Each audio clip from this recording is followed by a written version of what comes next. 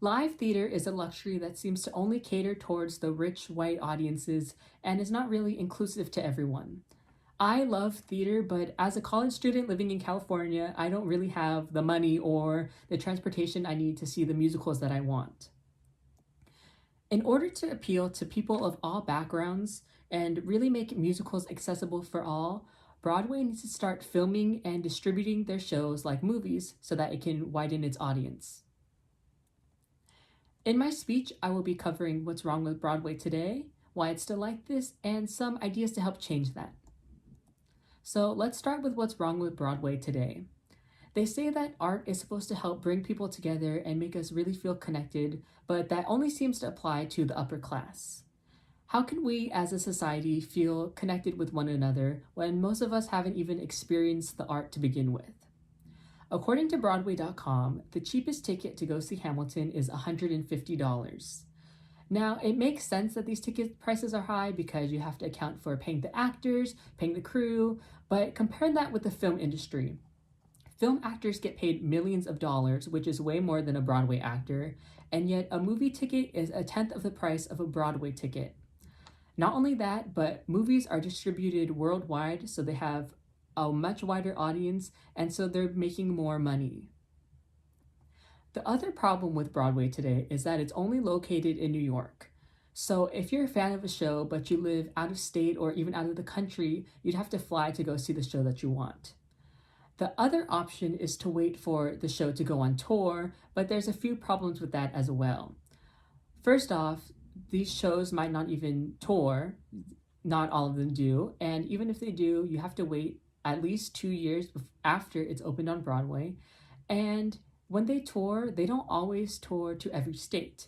And if they do by chance go to your state, they only go to the big cities. So if you don't live in that area, you still have to travel away to go see it. The other problem with these shows on tour is that they're only in your town for a limited time. So maybe that's 1 or 2 weeks. And if you're busy that week and you miss it, then you just miss it forever and you can't see the show, which I think is a big problem. So why is it that despite the Broadway community being deemed as progressive, do we still see this separation from the lower class? The main reason is that Broadway producers are afraid of losing money.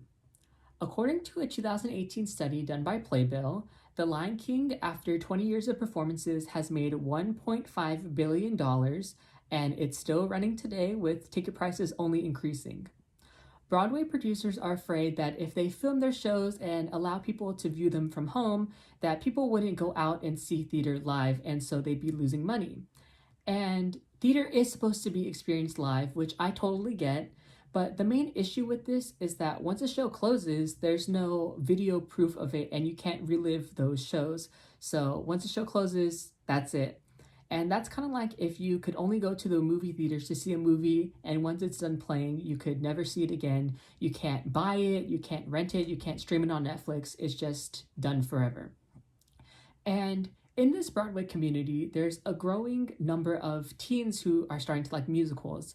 And the way they're discovering these shows are through bootlegs. So people are illegally filming these shows and sharing them with Broadway fans so that they can view them from wherever they may be. And because Broadway producers aren't filming their shows, I think they're losing money. Take Little Mermaid, for example. According to Playbill, the show ran for 2 years and had 685 performances at the Lunt-Fontanne Theater, which holds 1,505 people. Assuming that they sold out every night of their show, let's say they would have had around 1 million people viewing their show. There's a bootleg on YouTube right now that currently has around the same amount of views, and the views are only increasing every day, despite the show closing over a decade ago. And yet no one is getting paid for this. So because Broadway producers aren't filming this show, they are losing money.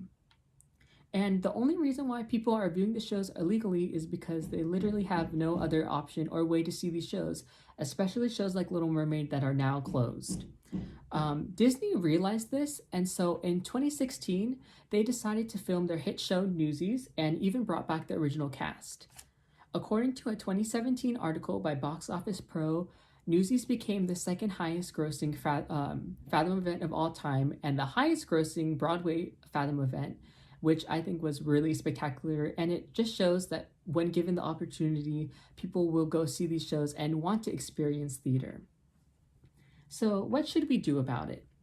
So I think that we should start filming these shows and making them affordable for everyone, meaning maybe making it like $15, like a regular movie, so that people who might not have the money at the time to go see a show live can still experience the art and the production is still getting money. And Theater Mania writer Zachary Stewart believes this too, stating that opera is very ahead of Broadway.